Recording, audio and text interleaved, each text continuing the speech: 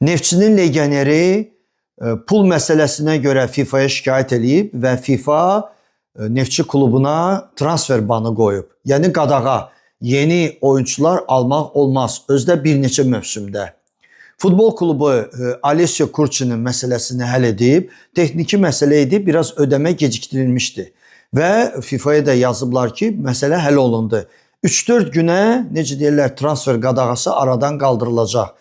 Futbol klubundan bizə bildirdilər ki, azarkeşlər sakit olsunlar, heç bir böyük bir problem yoxdur, məsələ həll olunub və 3-4 günə, necə deyirlər, problemlər həll olunacaq və Neftçi futbol klubu yeni futbolçular almağa davam edəcək. Çünki klubun qabağında böyük məsələlər durur, məqsədlər var və necələr yeni futbolçular lazımdır. Və bundan sonra həm Neftçi, həm də digər klublar biləcəklər ki, heç bir futbolçunun, xarici olsun, yerli olsun, pul məsələlərində gecikmək olmaz. Vaxtında ödəmə etmək lazımdır. Yoxsa FIFA qırmızı xətti keçəcək.